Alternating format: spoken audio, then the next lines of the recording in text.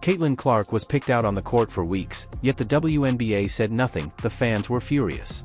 Analysts avoided discussing the problem. Then there was no more silence. The biggest stars in the NBA, not the WNBA. The press team did not make these courteous remarks or shoutouts. This voice was free-spirited and honest. LeBron James, Luka Doncic, Steph Curry, and other players weren't the only ones complimenting her performance. They were protecting her from what they had witnessed firsthand. Steph in particular had had enough. He heard the quiet, he witnessed the hits, and when he spoke, his words echoed throughout the basketball world. Everyone pays attention when a well-known individual like Curry publicly objects to Caitlin being used as a punching bag. He wasn't alone at all. At least 6 NBA All-Stars have been known to state, Caitlin Clark is a flash in the pan, isn't she? She is being unfairly singled out as a top player, which is awful. These are the direct, word-for-word answers from some of the most well-known NBA players. And some of them may surprise you. NBA players typically only show affection to one another. As a result, Pascal Siakam, the All-Star winner and one of Caitlin Clark, one of the game's smoothest two-way players, was questioned, perhaps something surface level and safe. Pascal, however, was careless. He was questioned about the player who receives the most affection. He suddenly mentioned Caitlin Clark, not only in passing, not as a courteous nod, but as someone who was comparable to NBA players, in his view. Consider that, she wasn't being compared to WNBA players by him. He was drawing comparisons between she and one of the most intriguing point guards in the NBA, Tyrese Halliburton. Pascal continued to state that Caitlin was receiving the most adoration. That is more than admiration. It's an acknowledgement. That's a reality check for everyone. Maintaining the WNBA's non-existence, it makes a big difference when someone's name is mentioned.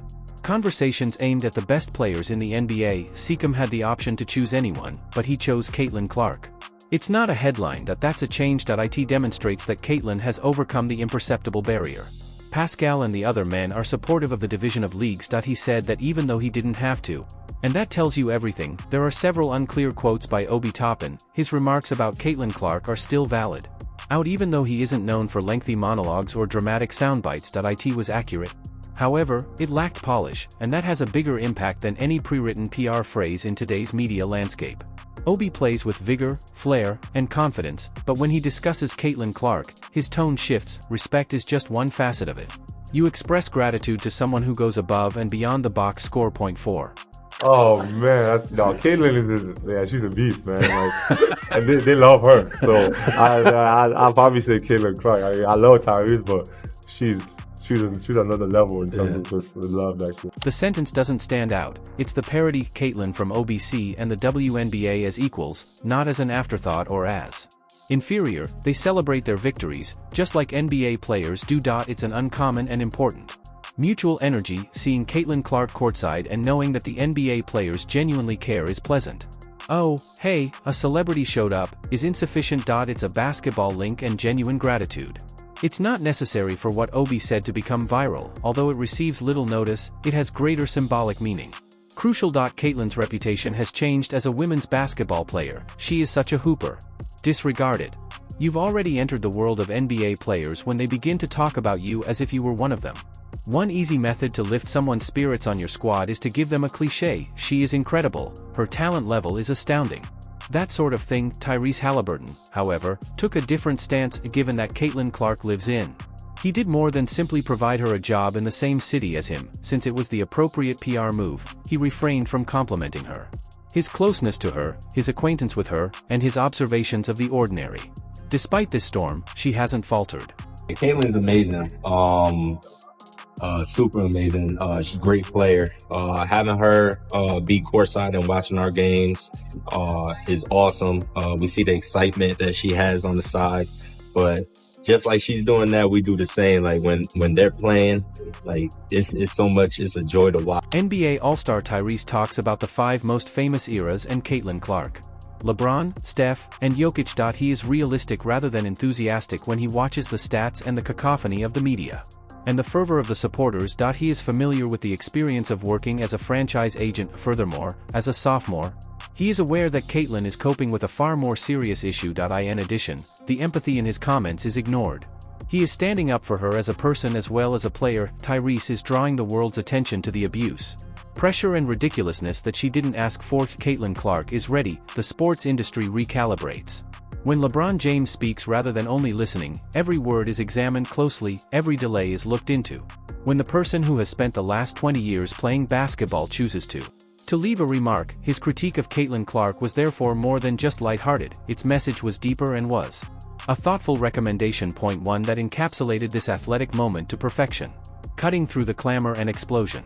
She's, I think for me, getting to actually spend time around her, be around her, get to know her personally, she's just an amazing person, an amazing player. She deals with there's a lot of rhetoric behind her that she really has no control over. And I think that the way she handles that is just amazing. Like, I think when it comes to the game of basketball, like, she's probably top 5 most famous people that are playing right now, just in general. That includes our league as well. LeBron is supporting development in general as well as Caitlin Clark. He has observed what she possesses. Had to bear, there is more to this cultural change than just pressure from the media. He understands what it means to be the driving force behind a league's decision to become private. That goes beyond the past, this is a legacy move. Perhaps he explains because he has experienced what it's like to have expectations and a bullseye on your back. Because Caitlin not only won LeBron's admiration but also earned his respect, and it's a whole different kind of flattery to recommend a three-point game. Being the one to ask for it in front of one of the world's most awaited shooters requires a certain level of bravery. When Trae Young walks in, you feel even more assured. Trae has never been shy and is well known for his deep blasts. An audacious way, however, his tone slightly changes when he discusses Caitlin Clark, still self-assured. Continued to be lighthearted, but with a clear sense of appreciation. This is more than just an elite shooter praising another. Brilliance is recognized in real time by peers.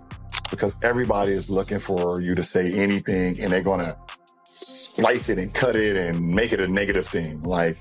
And I think for her, the one thing that I love that she's bringing to her sport, more people want to watch. More people want to tune in.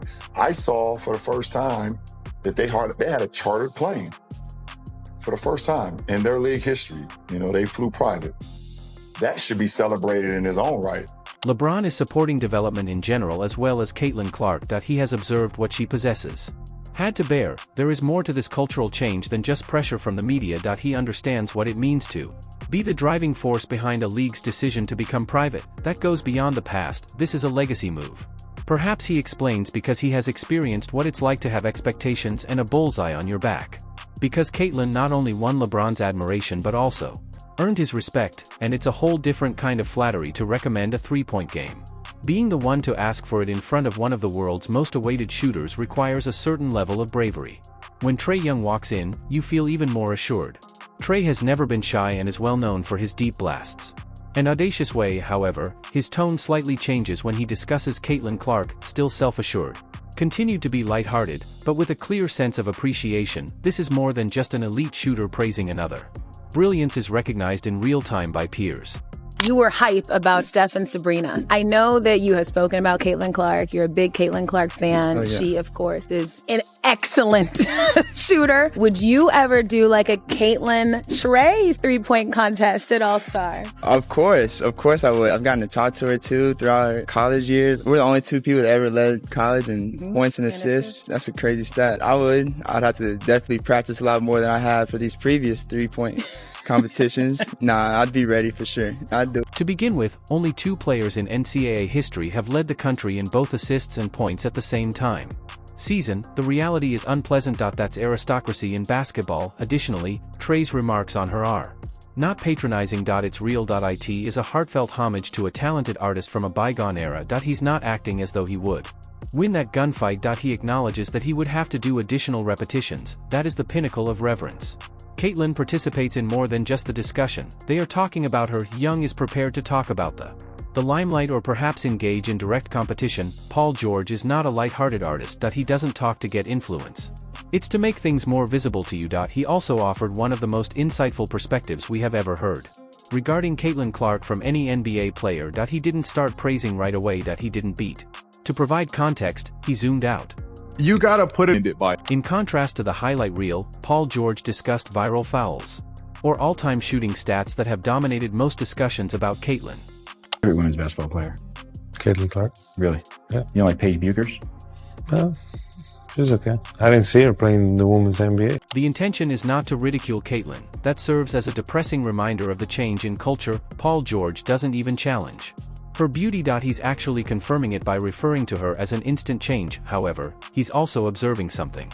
We don't discuss it enough. The psychological damage it causes to the women who started the non-profit. The veterans who supported charter flights, played in empty gyms, and shied away from pictures. They worked just as hard as Caitlyn, but they did not get the same benefits, even if she was deserving of it. It stings when someone joins and immediately becomes the league's face. Paul George did not stand up for the animosity, but he did humanize it, and by doing this, he demonstrated to us the depth of this moment. Caitlyn is not just the focal point, she is the focal point of a change that affects everyone. Luka Doncic expresses his desires and concepts. You can tell he's straightforward if you've watched him play or speak. In particular, no further polish and no filter.